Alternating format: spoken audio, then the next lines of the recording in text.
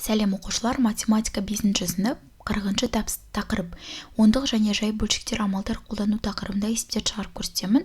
Каналыма тіркеліп лайк басып кетуді ұмытпаңыздар. 737-ші есептен бастаймын. Есептеңдер дейді. Біріншісі номер 737.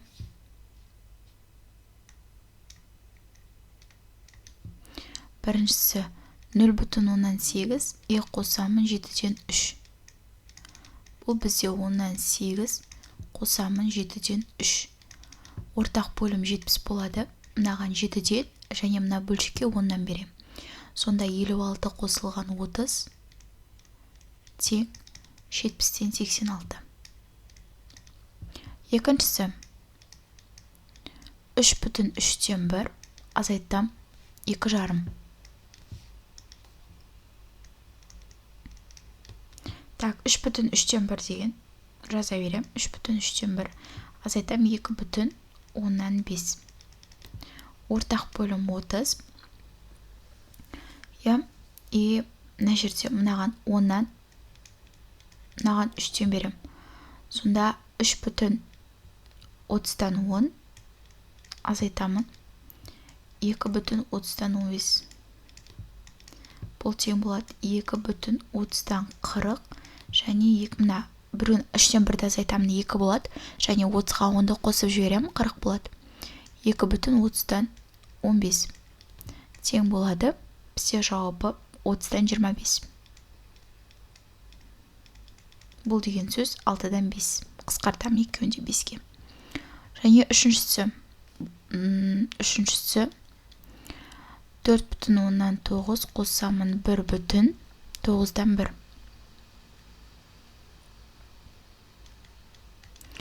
4,9 қосамын 1,9-дан 1. Ортақ бөлім бізде болады 90. Мынаған 9-дан, мынаған 10-нан берем. Сонда менде 4,90-нан 81 қосам 1,90-нан 10 болады. Енді екеуін қоссақ 5,90-нан 91. Ол деген сөз 6,90-нан 1 деген сөз. Төртіншісі 26,11-ден 1 азайтам 5,7. 26,11-ден 1 азайтам 5,7. Ортақ бөлімізде 110 болады. Сонда мынаған 10-нан берем, мынаған 11-ден берем.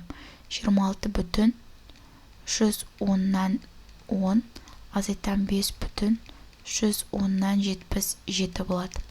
Сонда 26-тан 5 азайтсам, так, мына жерде келіспейді. Сол үшін 25,110-нан 120 деп аламын. Және азайтамын 5,110-нан 77. Тең 20,110-нан 43 болады. Бесіншісі 40,10-нан 8 қосам 15,3-тен 2. Тең болады. 40,10-нан 8 қосамын 15,3-тен 2. Ортақ бөлім бізде болады. Мына 30 болады. Мынаған 3-тен, мынаған 10-нан берем. Сонда 40,30-дан 24 қосам 15,30-дан 20. Екеуін қоссам 55,30-дан 44 болады. Бұл деген сөз 56,30-дан 14 деген сөз. Келесі соңғысы 6-шысы 18,13-ден 1 азайтамын 9,5. 18,13-ден 1-ден азайтамын 9,5. Ортақ бөлім 130 болады. Мынаған 10-нан, мынаған 13-ден берем. Сонда 18,130-дан 10 азайтам 9,130-дан 65. Енді мына жерде 17,130-дан 140 азайтам 9,130-дан 65 болады. Сонда жауабы 8,130-дан неше болады деп ойлайсыңдар? 130-дан 115 болады. Келесі 738-ші есепте дәл солай амалдарды орындауымыз керек. Біріншісі 4,9-дан 1 көбейтемін 0,9. 4,9-дан 1 көбейтемін 10-нан 9. және біріншісін жай бөлшекке айналдырам. 4 мына екеуін көбейтсем 36, 1-ді қоссам 37. Көбейтсем 10-нан 9, 9 пен 9 қысқарады, 10-нан 37 болады. Ол деген сөз 3,7 деген сөз. Келесісі, екіншісі 27,2 көбейтсемін 17-ден 2. 27,2 көбейтсемін 17-ден 2. 10-ды жазып қоямын, 272 болады. Және 17-ден 2. 2 мен 10 қысқарады, біреу 5, біреу 1 болады. 172 мен 17 қысқарады. Мынау 1, мынау 16 болады. Сонда 5-тен 16. 5-тен 16 деген сөз 3,5-тен 1 деген сөз. Келесі үшіншісі 2,3-тен 1. 2,3-тен 1 көбейтсем 1,2. 3-тен 7 көбейтсем 10. 10-нан 12 болады. Және бұл жерде 12 мен 3 қысқарады, 4-тен 1 болады. Және 7 көбейтемін 4 бөлімінде 10 болса, 4 пен 2 10-да қысқарады. Мынау 5, мынау 2 болады. 14 бөлемін 5, бізде 2,8 болады. Үшіншісі. Келесі, төртіншісі 0,6 бөлемін 25-тен 9. Оқушылар каналыма тіркеліп, лайк басып кетуді ұмытпаңыздар. 10-нан 6 көбейтсемін 29-дан 25. 6 мен 9 екеуде 3-ке бөлінеді, мынау 3, мынау 2. 10 мен 25 екеуде 5-ке бөлінеді, мынау 2, мынау 5. Сонда 2 көбейтемін 5, бөлімде 2 көбейтемін 3. 2 мен 2-де қысқарады, 5 бөлемін 3 қалады. Бесіншісі. 21-ден 8 бөлемін 0,5. 21-де 8 көбейтемін 10-нан 5. Сонда 21-ден 8 көбейтсем 10 алымында 5 бөлімінде болады. Бұл жерде 80, мынау бізде болады 105 болады. 105-тен 80 болады. Екеуде жалпы қысқарады, 5-ке қысқарады. Сонда мынау 16 болады, мынау 21 болады, 5-ке қысқарса. Кеттік алтыншысы. 3,5 бөлемін 4,3-тен 2. 10-нан 35 көбейтемін 3-ті жазып қоям, 12, 14 болады. 35 көбейтемін 3, 10 көбейтемін 14. 35 пен 12-де 5-ке бөлінеді, мынау 7, мынау 2. Сонда 7 көбейтемін 3, 2 көбейтемін 14. 14 пен 7 екеуде 7-ге бөлінеді. Сонда 4-тен 3 болады. Келесі 739 есеп. Өрнектің мәнін табыңдар дейді. Номер 739. Біріншісі 11,9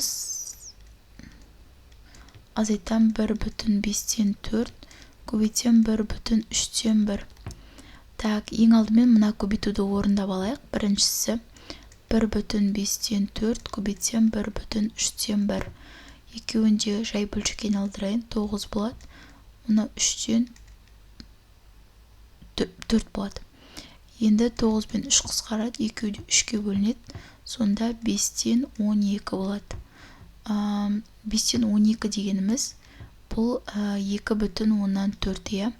11,9-дан 2,4 тазайтсам, менде шығады 9,5 шығады жауабы.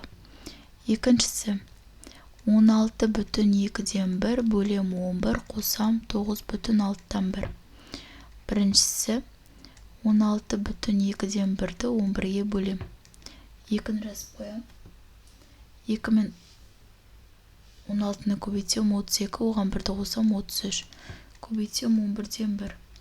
33 пен 11 қысқарады, 3-те 1 болады. Сонда 2-ден 3. Енді оған қосамын. екіншісі 2-ден 3-ке қосамын 9,6-тан 1. Я? Так, ортақ бөлім бізде так, 2-ден 3 қосамын 6-дан 55. Ортақ бөлім 6 болады, мұнаған 3-тен бөлем. 9 қосамын 55 бөлінемін 6. 64 бөлемін 6 болады, екеуде 2-ке бөлінеді. Сонда 32 бөлемін 3 болады екен. Так, үшіншісі 88,2, азайтам 80,6-дан 1.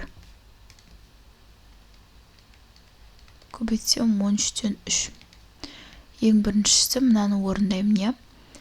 Так, үшіншісінде 83,2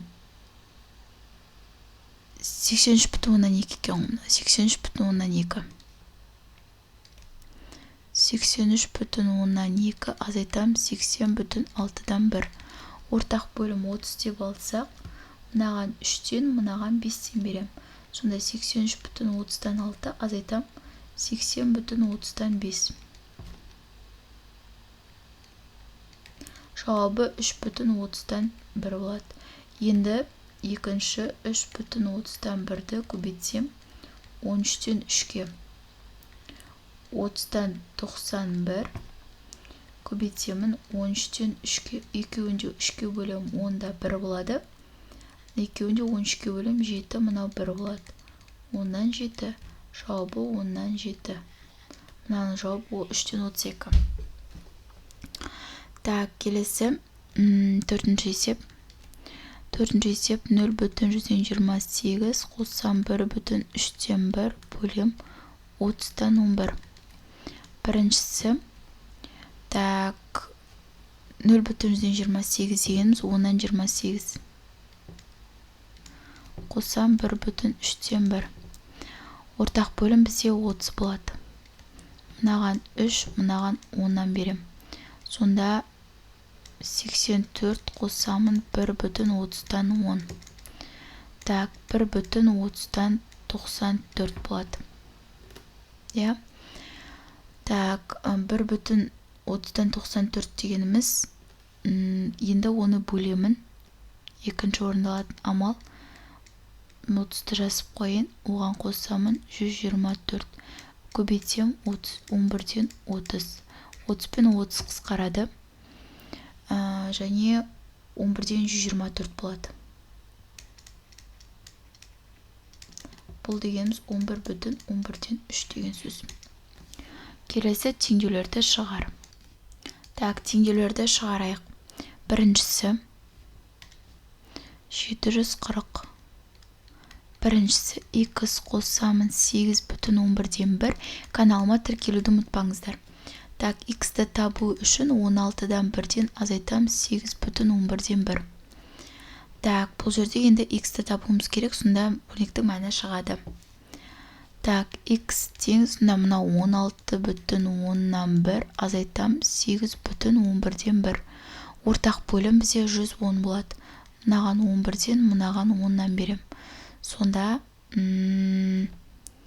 x тең болады 16,110-нан 11 азайтам 8,110-нан 10.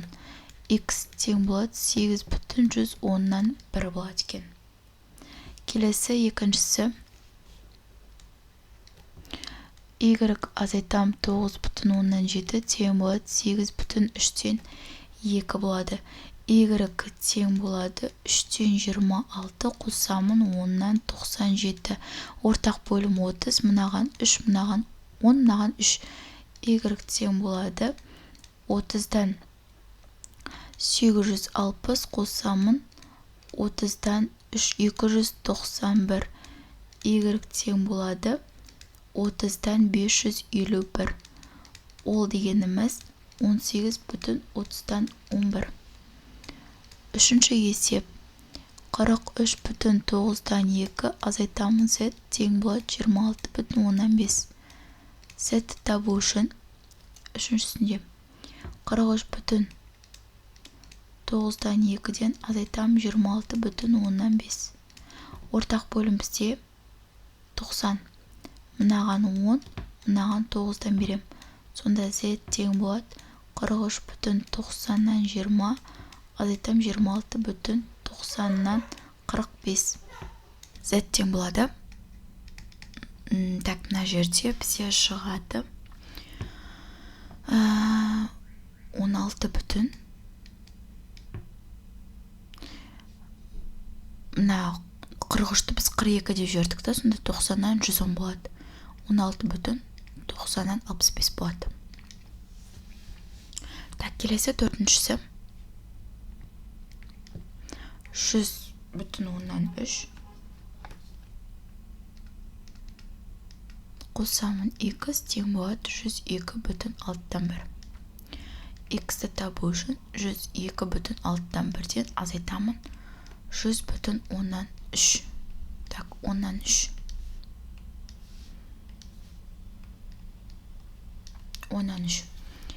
Енді ортақ бөлім бұл жерде 30 болады. Мынаған 5-тен, мынаған 3-тен берем. Сонда x тең 102,30-дан 5, азайтам 100,30-дан 9. Мынаны жаңағындай қылып жіберем. Мысалы 101,30-дан 35 қылып. Сонда осыдан азайтам 100,30-дан 9-ды. X тең болады 1,30-дан 26. Келесі есеп. Теңдеудің түбірін табыңдар дейді. Теңдеудің түбірін табу керек. Теңдеудің түбірі деген сөз бұл x-ті табыңдар деген сөз ғой. Енді біріншісі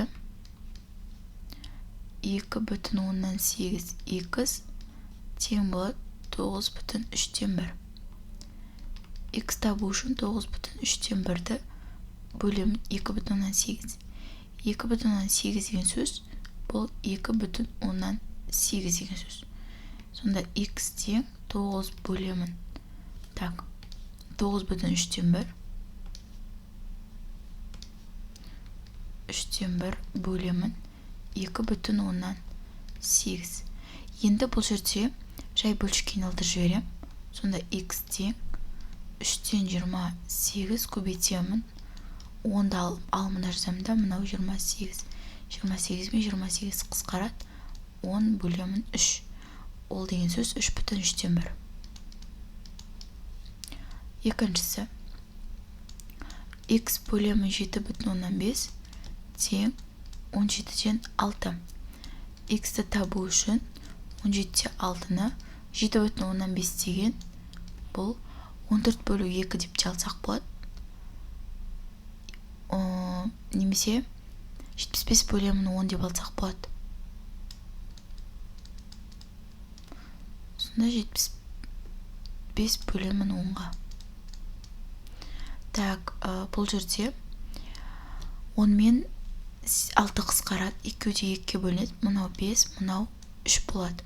75 пен 5 қысқарады. 2 де 5-ке бөлінеді. Мынау 20, жоқ, 15 болады. 15. Сонда x тең болады. Так, 15-ке 3-ті көбейтсем 45, ал мынау 17. Үшіншісі 4,9-дан 1 бөлемін x тең болады 7,4. Так, x-ті табу үшін 4,9-дан 1-ді мынаған бөлем 10-нан 74-ке. X тең 9-дан 37 көбейтемін 10, мынау 74. 2 де 37-ге бөлінеді, мынау 2 болады. 10 мен 2 тағы бөлінеді, 5 болады.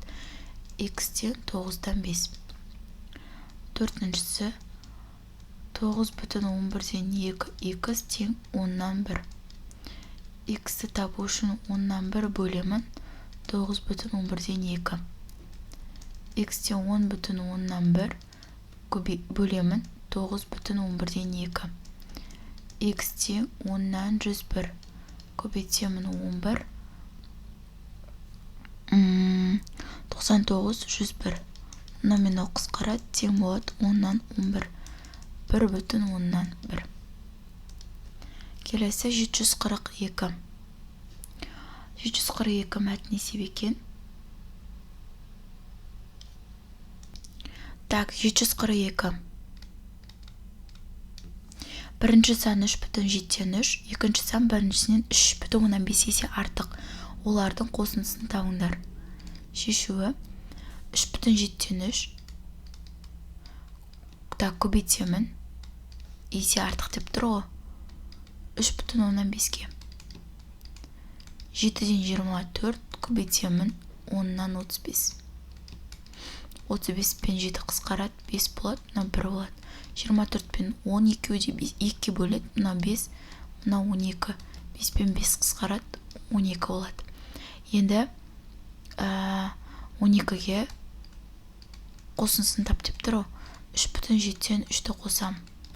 Сонда 12 қосам, 7-тен 24, мынаған 7-ден берем. Тең болады. 84, 7-тен 84 қосам, 7-тен 24. Ол тең 7-тен 108. Бұл дегеніміз 15,7-ден 3 деген сөз. Екіншісі 742-нің екіншісі. Бірінші сан 4,9, екінші сан біріншісінен 2,3-тен 1 есе кем. Бірінші сан екінші саннан қаншаға артық? 4,9 және оны бөлемін 2,3-тен 1. Так, 10-нан 49 көбейтемін 7-ден 3-ке. Мына 3-тен 7 ғой. Орындарына ауыстырып жібердім, 7-ден 3 болады. 7 мен 49 қысқарады, екеуде 7-ге бөлінеді. Сонда 10-нан 21 болады. Бұл 2,10-нан 1 деген сөз. Келесі бізде бірінші сан, екінші саннан қаншаға артық? 4,10-нан 9-дан азайтам 2,10-нан 1-ді. Ол тең 2,10-нан 8. Екеуде 2-ге бөлінеді, мынау 5, мынау 4 болады. Сонда 2,5-тен 4 болады. Келесі 743. Так, номер 743. Үшбұрыштың бір қабырғасының ұзындығы 8,7 см, екіншісінікі 6,8 см, үшіншісінікі 5,7-тен 4. Енді үшбұрыштың периметрін табыңдар дейді. Үшбұрыштың периметрінің формуласы барлық қабырғасын істейміз, қосамыз, солай ма? Демек 8,7-ге қосамын 6,8-ді және оған қосамын 5,7-ден 4-ті қосам. Енді 8,7 деген 8,7 қосамын 6,8 қосамын 5,7-ден 4. Ортақ бөлім бізде 70 болады. Мынаған 7-ден, мынаған 7-ден, мынаған 10-нан берем. Сонда 8,70-тен 49 қосам 6,70-тен 56 қосамын 5,70-тен 40. Ол тең болады 19,70-тен 145. Енді ол деген 21,70-тен 5 болады.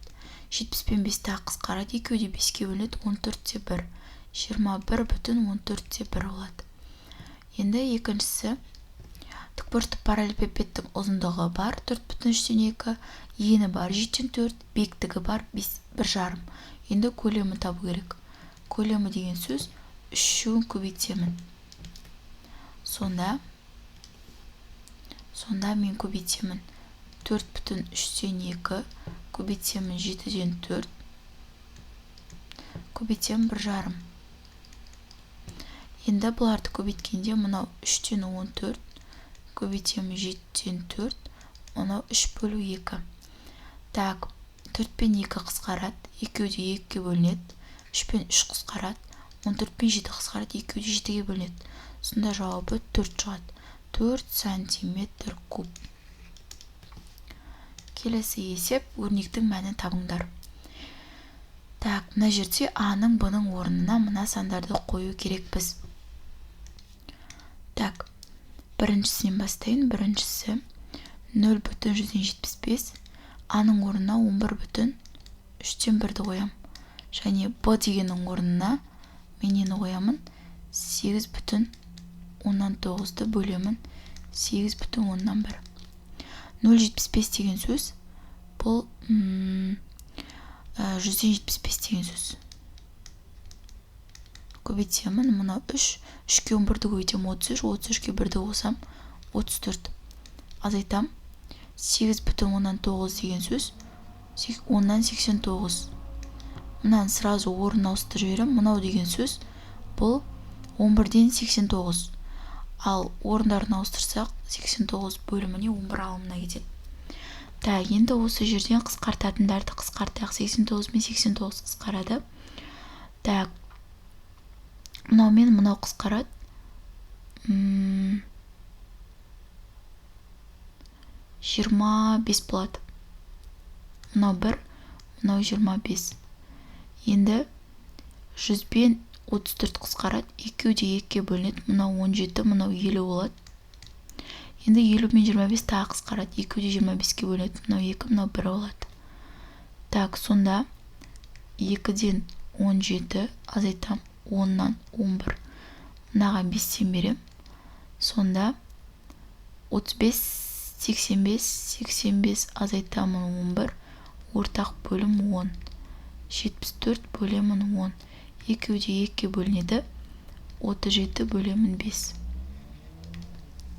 Бұл деген сөз жалпы так 7,5-тен 2. Енді екіншісі 15,6-тан 1 бөлемін. Так, 18,2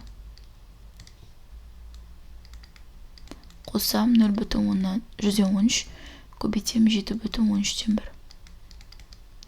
Так, мынау деген сөз 6-дан 91.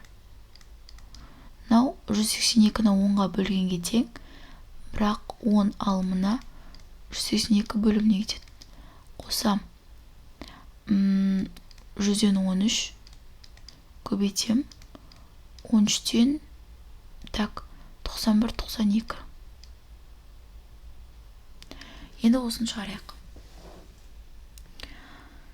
Так, қысқартатындарды қысқартайық. Мынау мен мынау қысқарады. Екеу де 91-ге бөлінеді. Мынау 1, мынау 2 болады. Екеу қысқарады. Екеу 2-ге бөлінеді. Мынау 3, мынау 5 болады. 13 пен 13 қысқарады. 100 бен 92 қысқарады.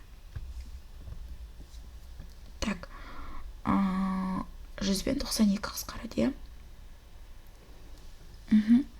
Екеу де 2-ге бөлінсе, жоқ, екеуін 4-ке бөлейік. Сонда мынау 25, мынау 23 болады.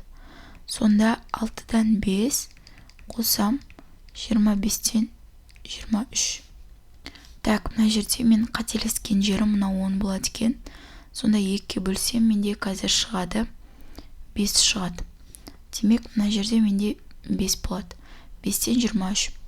Енді бізде ортақ бөлім 30 болады. Мынаған 5-тен, мынаған 6-тан берем. Сонда жауабы 30-тан 25-ке қосамын. Мынаны қосуым керекті. Сонда жауабы бізде болады 9-дан, так, 10-нан 30-тан 1. Осындай болады. Үшіншісі n 97,8 бөлем 21,23-тен 6 азайтам. 47-тен 1 көбейтем 31,3-тен 1. Так, бұл үшіншісі 10-нан 978 көбейтемін 489. Мына екеуін көбейтіп, мынаны қоссаң, және орындарын сразу ауыстырып жібердім. 489-дан 23 азайтамын. Мынау 47-тен 1 көбейтемін 3-тен 94. Қысқартатындарды қысқартайық, Мынау мен мынау қысқарады, мынау 1, мынау 2 болады. Және 2 мен 10 қысқарады, мынау 5, мынау 1 болады. Бұдан сонда 5-тен 23 шығады. Азайтам мынау мен мынау қысқарады, екеуі де 47-ге бөлінеді, мынау 1, мынау 2. 3-тен 2 болады. Енді ортақ бөлім бізде 15. Мынаған 3-тен, мынаған 5-тен берем. Сонда 4,15-тен 9 болады. Мынан сразу аударып жіберсем, азайтам 15-те 10. Тең болады 3,15-тен 14.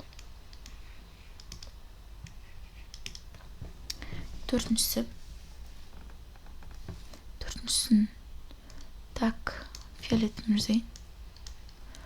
С дегеніміз 67,7-1 бөлемін. Так, 1 бүтін нешеге? 1,7-3-ке. 1,7-3. Қосамын. Д дегеніміз 33,4. Бөлеміз 8,19-15. Так, бұл жерде сразу аударып жіберейін. 7-тен 4 жетпіс деп. И оны көбейтем 5-тен 3-ке.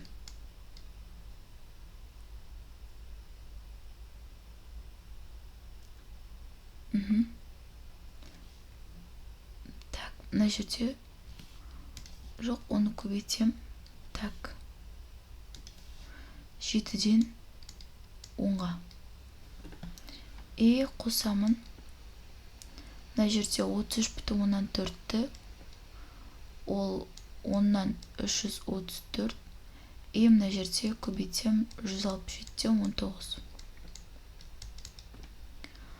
Так, орындарын ауыстырып жіберейін мынаны сразу.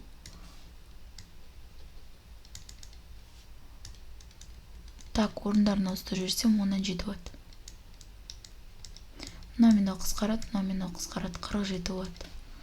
Мынау мен қысқарады, 2, мынау 1. Мынау мен 2 қысқарады, 5, мынау 1. Сонда 47 қосамын, 5-тен 19. Я? 47 қосамын, 5-тен 19. Так. Ол деген сөз 47 бүтін 5-тен 19. Так. 50 бүтін 5-тен 4 болады. Келесі 745. 745-те так, амалдарды орындаңдар дейді. Біріншісі.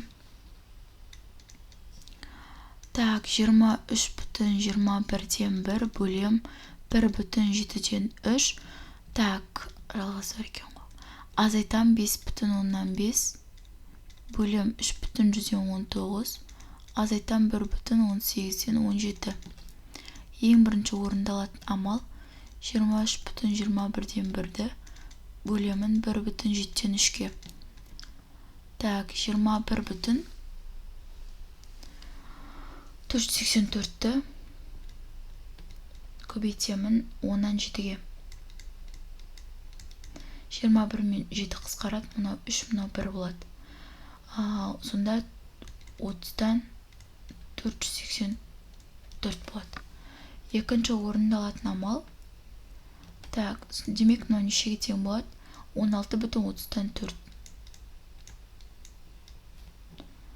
Ол дегеніміз 16,15-тен 2. 16,15-тен 2-ден азайтамын 5,15. Ортақ бөлім 30, мынаған 2-ден, мынаған 3-тен берем. Сонда менде шығады. Менде шығады 15,15-тен 4 болса 19. Азайтам 5 бүтін. Так, мына жерде 30-дан 34 жазайын сразу.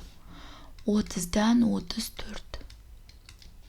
5 бүтін 30-дан 15. Сонда 10 бүтін 30-дан 19 болады. Келесі үшіншісі. Осыны мен бөлемін 3 бүтін 119-ға. Сонда 30-дан 319-ды көбейтсем, 319-дан 100-ге. Мына қысқарады. Мына екеуі де 10-ға бөлінеді. 3 мына 10. 3-тен 10. 3 бүтін 3-тен 1. Енді төртінші орындалатын амал осы 3 бүтін 3-тен 1-ден 1 бүтін 18-ден 17-ден азайтам. Мынаған 6-тан берем. Сонда 3 бүтін 18-ден 6 азайтам 1 бүтін 18-ден 17. 2 18-ден 24 дейм. Мына 1 18-ден 17 дейм. 1 бүтін 18-ден 7 болады. Так, екінші есеп мында жазайын. Бірінші орындалатын мынау, екіншісі мынау, үшіншісі мынау, төртіншісі мынау. Так, біріншісі 64 бүтін 11-ден 1 бөлем 4 бүтін 11-ден 6. Так, 11-ден 705 көбейтсем 50-ден 11. 11 мен 11 қысқарады. 50 мен 705 ол да қысқарады. Сонда 14 бүтін 1 шығады мында. Екінші орындалатын амал 14 бүтін 1-ден азайтам 8. Так, 13 бүтін 11 азайтам 8. 13 бүтін 3 шығады. Үшінші орындалатын амал 10-нан 133 көбейтем 95-тен 10-ға. 10 мен 10 қысқарады. Сонда 95-тен 133 болады. Ол тең 1 бүтін 95-тен 31.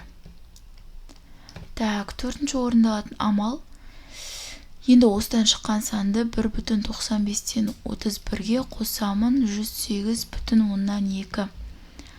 Так, 1 бүтін 95-тен 31 шыға ма? 95, жоқ 38 мынау. Мынау 38.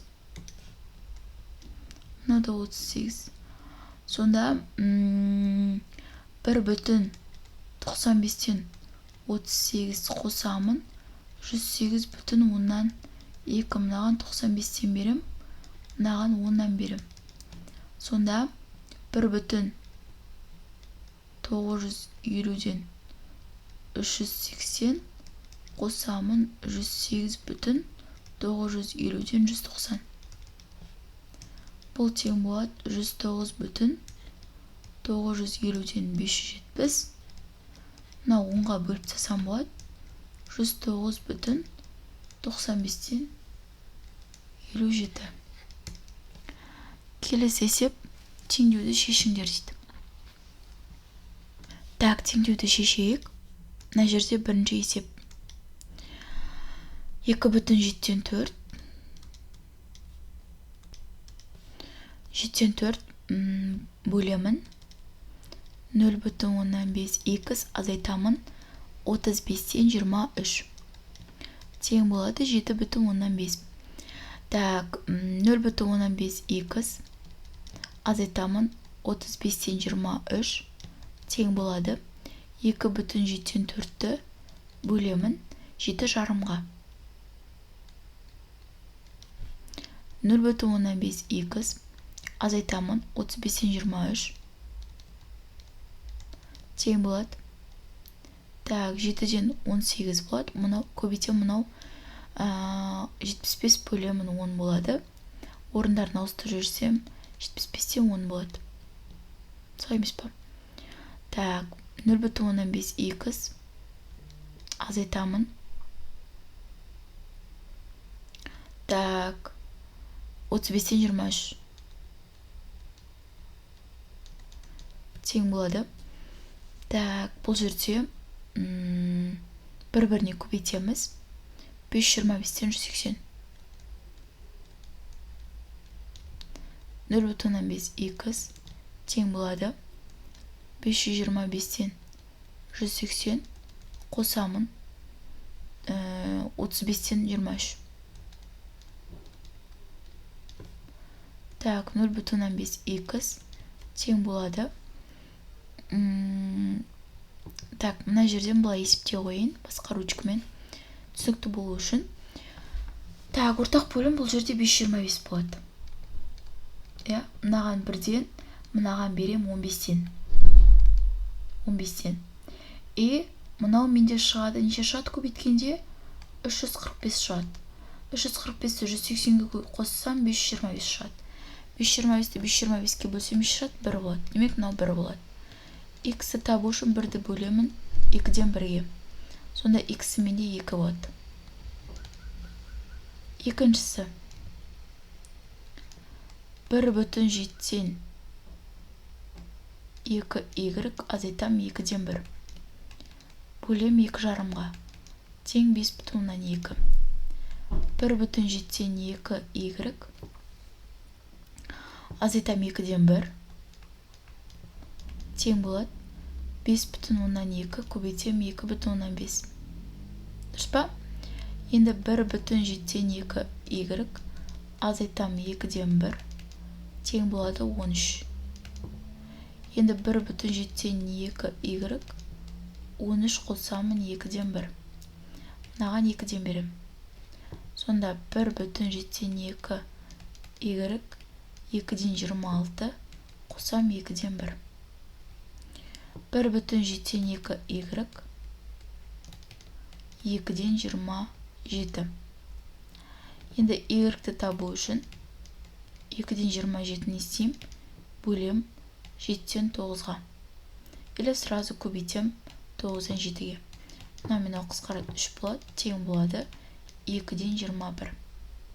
Ол деген сөз 10,2-ден 1.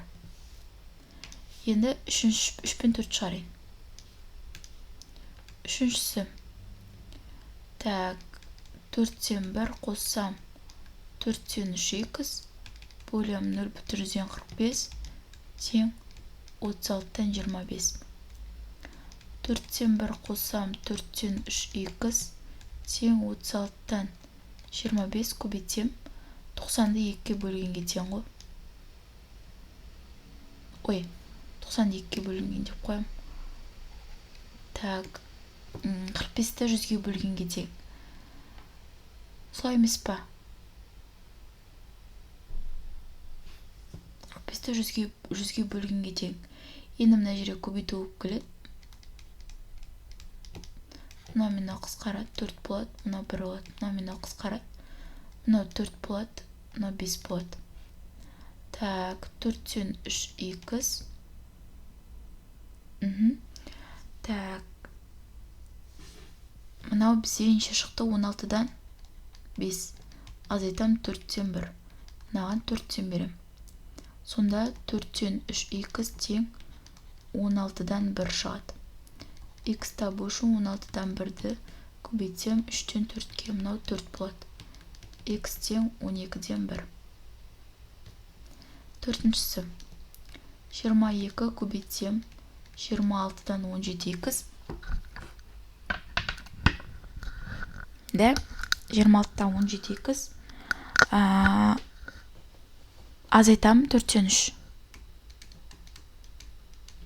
Тең 5,13-тен 1. Так, мына жерде 26-дан 17x азайтам 4-тен 3 деп жазып қоямын. 5,13-тен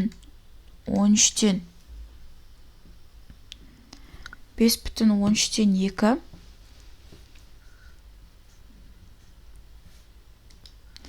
Так, 5,13-тен 2 демей-ақ. Бұны сразу аудар жіберейін. Аудар жіберсем 13-тен 66 болады. Оны бөлемін 22-ге. Көбейтіп жіберейін, 22-ден 1, мынау 3 болады. Сонда 26-дан 17x азайтам 4-тен 3 тең 13-тен 3. 26-тан 17 x тең 13-тен 3-ке қосамын 4-тен 3. Ортақ бөлім 52 болады. Мынаған 4-тен, мынаған 13-тен берем. Сонда 26-дан 17 x тең болады 52-ден 51. X-ті табу үшін 52-ден 51-ді бөлемін 26-дан 17-ге. Так, 52-ден 51-ді көбейтсем 17-ден 26-ға. Мынау қысқарады 2-ден 1, мынау қысқарады 3 болады. Ол тең болады 1,5. Так, келесі 747. Үшбұрыштың бір қабырғасы 7,4 дециметр. Және екінші қабырғасы одан 32 сантиметрге артық. Енді үшіншісі алғашқы екеуін қосындысының 5-тен 4 бөлігін құрайды. Номер 747. Так, шешуі.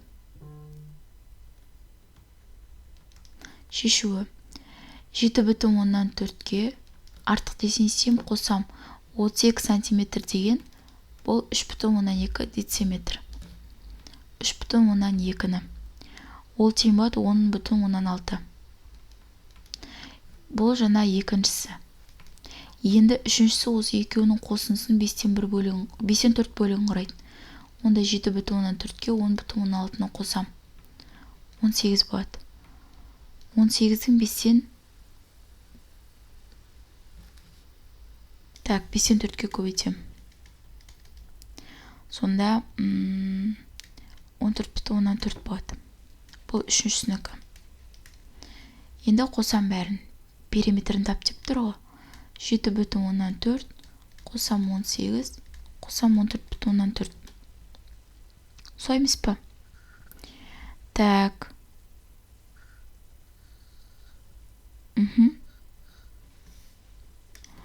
39,8 болады. Кеттік келесі. Мына периметр демек мынаған тең. Так, 748. Үшбұрыштың периметрі бар 1,125 метр, бір қабырғасы 4,3 дециметр, және екіншісі біріншісінен 1,3-2 сантиметр артық. Үшбұрыштың үшінші қабырғасының ұзындығын табыңдар дейді. Так, шешуі. Периметр 1,125 қой.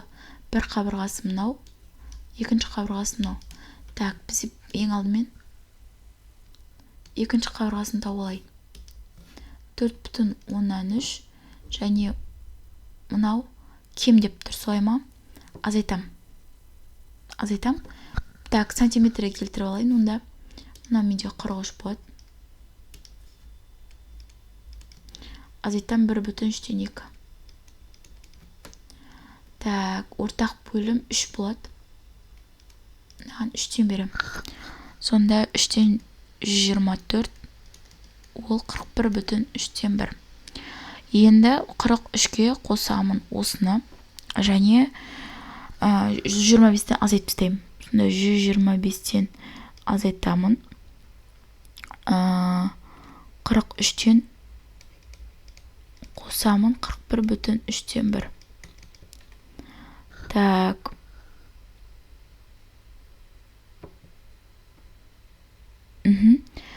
Так, мына жерде мынаған ортақ бөлім 3-тен берем. Сонда бөлік есептеп алайын, мына жерге 43 қосамын 41,3-тен 1. Мынаған 3-тен берем. 129-ға қосамын, мынаған 1-тен берем. 1 бөлімінде 3. Сонда бізе так, алдында бүтін бөлігі бар. Сонда 41,3-тен 130. Ол деген сөз 84,3-тен 1 деген сөз. 125 азайтамын. 84,3-тен 1. Енді мынаған 3-тен берем. Сонда 375 азайтамын 1 бөлімінде 3. Так, мынаны аудар жіберейін, сразу 253 болады. Сонда 3-тен 122. 40,166 болады. Мынаған тең. Келесі 749. Так, 749 сырлаушыға 10,2 кг жасыл, жасылдан 4,3 кг артық қызыл, сыр және жасыл мен қызылды бірге есептегенде одан 1,3 кг кем сары сыр қажет болды. Сырлаушы қанша сыр жұмсайды? 749. Шешуі: 10,2 азайтам 4,3 10,20-дан 10,2 азайтам 4,3 мынаған 10, мынаған 3-тен берем. Сонда менде 14,30-дан 16 болады. Және 10,2 қосам 14,30-дан 16. Мынаған 3-тен берем. Сонда 24,30-дан 22.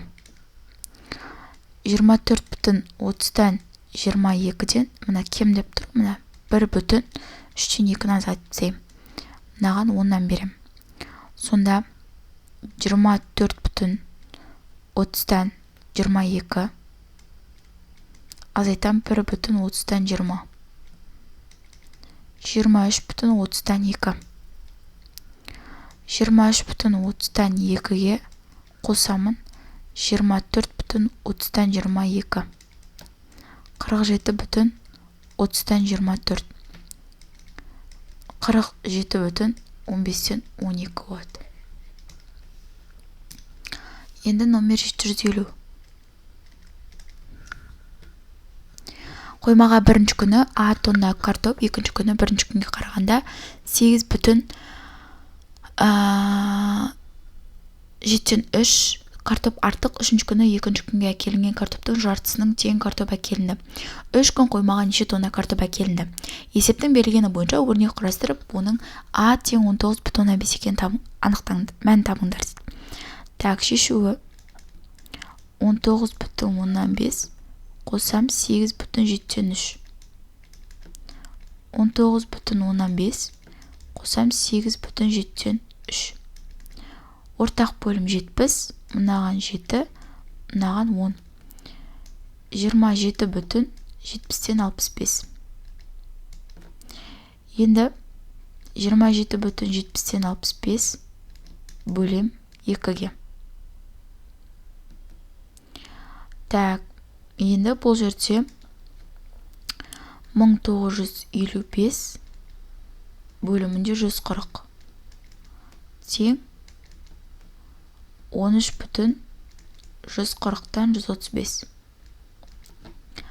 19,5 қосам 27,70-тен 65 қосам 13,140-тан 135. Так, бұл жерде ортақ бөлім 140.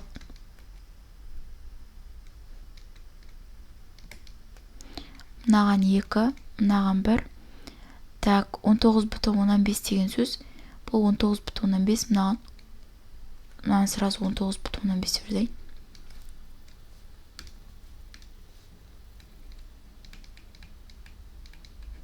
Мынаған 14-тен берем.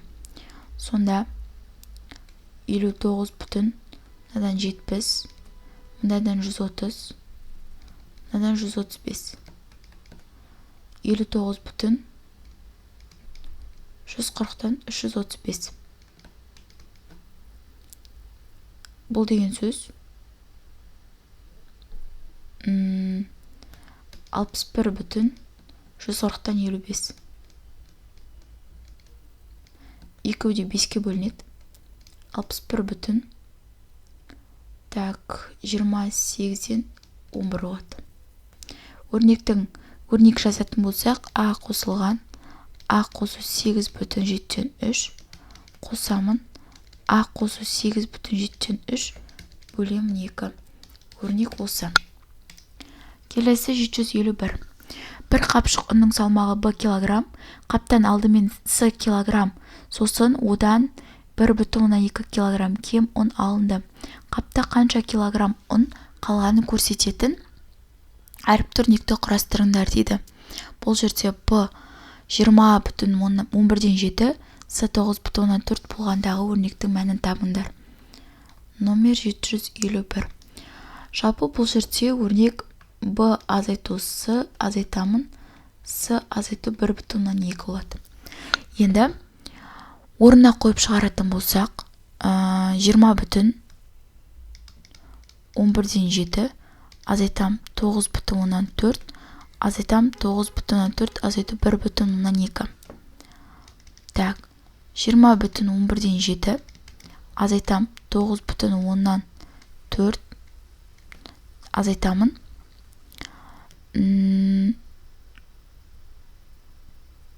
8,2.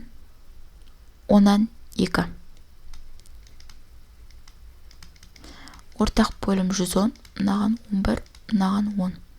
Сонда 3,110-нан 70 азайтам 44 азайтам 22. 3,110-нан 4. Ол 3,55-тен 2 деген сөз. Номер 752. Так, А 25,108, С 95-ке тең. Осы өрнектің мәні шашының ауданы тең болса, шашының қабырғасын табыңдар дейді. Так, 25,108 көбейтем 57-ден 50 бөлем. Так, Б-ға бәсе бұның мәні жоқ. Қосам 95. Так, мына жерде мәнін табу үшін бізде бұның да мәнін беріп қою керек. Сол үшін бұл есеп бұның мәні болмағаннан кейін біз шығара алмаймыз. 753. А-ның мәні 10 санының 5-ші дәрежесіне. Б осындайға тең, С осындайға тең, X осындайға тең және Y осындайға тең. Z-тің мәні 3 санның кубына тең. Енді осын шығарындар дейді. Так, А демек 10 санның 5-ші дәрежесі 100 мыңға тең. Б дегеніміз 0,125. С дегеніміз 5,24-тен 5. Так, азайтам. X дегеніміз 12,156. Y дегеніміз 1,55-тен 12. Z де отырамыз, 3-тің кубы бұл 27. Так, енді осын шығаруымыз керек. Сойма? Ең алдымен 0,125. Ол бізде көбейту мына жерде. Мына екеуін көбейт жіберсем, менде шығады 12,500. Я, енді мен оны мынаған бөлуім керек. Сонда 12,500 көбейту деймді, орындарын ауыстырып жіберем. 25-тен 24 дейін. Екеуі қысқарады. 2400 шығады. Енді мына екеуін жасап алуым керек, я? Так. Бөлшекке айналдырып алайын.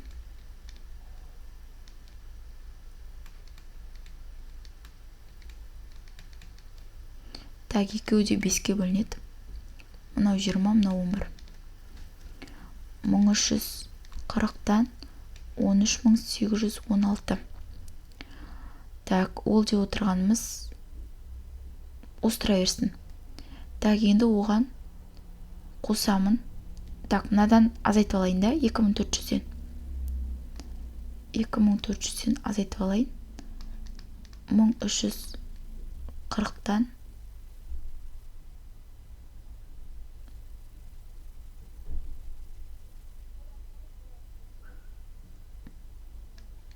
10,1340-тан 416-на.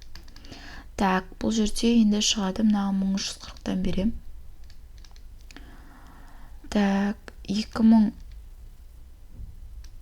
2389 бүтін 1340-тан 924. Енді оған қосам 24-ті. 27-ні. Так, сонда бізде жауабы 30 бүтін 1340-тан 630 шығады. Так, 754 де сондай.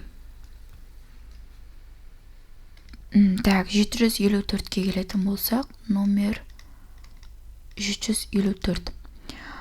Бұл жерде тағы да орнына қойып тастаймыз. 100 азайту 4,24-тен 17. Көбейтемін 0,225. Көбейтем 5,4. Бөлем 4,5. Қосам 22,24-тен 5. Бұл жерде ең бірінші орындалатын амал мұнау. Сосын екіншісі мұнау. Үшіншісі мұнау. Төртіншісі мұнау. Бесіншісі мұнау. Біріншісі 4,24-тен 17-ні көбейтуім керек. 1000-нан 225-ке. Так, мұнау 27. Так, 27-ден жоғына 24 қой. 24-тен, жоқ, 24 қой дұрыс қой, 24-ті 4-ке көйтсем, 96-ға 17-ні қоссам, 123 көбейтемін 1000. Негізі мына жерде балар 24 емес 27 болу керек. 27 болу керек. Сонда мынау бізде 125 болады. Мынау 100-тен 225. Тең мынау қысқарады. Сонда 216-тан 225 болады. Екінші орындалатын амал 216-дан 225-ті көбейтуім керек. Так. Екіншісі.